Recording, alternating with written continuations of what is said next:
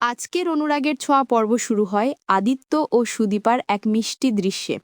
আদিত্য বলে, আমার বউকে কেউ ফুল দিতে পারবে না, কেবল আমি দিব।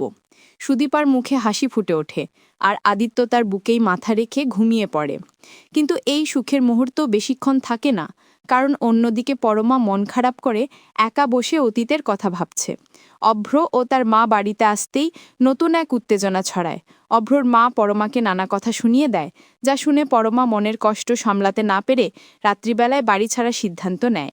এদিকে রূপাকে অপহরণ করে কয়েকজন দুষ্কৃতী। তাকে একটি অন্ধকার ঘরে বেঁধে রাখা হয়, ভয় দেখানো হয়, এমনকি প্রাণনাশের হুমকিও দেওয়া হয়। রূপা কাঁদতে কাঁদবে মায়ের নাম ধরে ডাকতে থাকে। বাড়িতে খবর পৌঁছাতেই সবাই দিশেহারা। পরমা ভেঙে পড়ে, আদিত্য ক্ষোভে বলে, যেই হোক আমি ওকে ফিরিয়ে আনব। সঙ্গে সঙ্গে পুলিশ খবর পায়, রূপার ছবি পোস্টার আকারে ছাপানোর ব্যবস্থা শুরু হয়। সবাই মিলে খোঁজে নামে। অন্যদিকে সকালে দেখা যায় সুদীপা জ্বর নিয়ে বিছানায় শুয়ে আছে। আদিত্য তার পাশে বসে ঠান্ডা কাপড় ভিজিয়ে কপালে চেপে ধরে। সুদীপা বলে, আমি রাস্তায় পড়ে গিয়েছিলাম, তুমি না থাকলে হয়তো বাঁচতাম না। আদিত্য চুপ করে তাকিয়ে থাকে, তার মুখে মিশে থাকে ভালোবাসা আর অনিশ্চয়তা। বাড়ির অন্যরা এই দৃশ্য দেখে নানা প্রশ্ন তোলে। কেউ বলে এটা মান অভিমানের সময় নয়, আবার কেউ সন্দেহের চোখে তাকায়। এদিকে কুন্তলা আবার সুযোগ নেয়, আগের দিনে সেই কফি শপের ভিডিও দেখিয়ে পরিবারের মধ্যে বিভ্রান্তি ছড়ায়।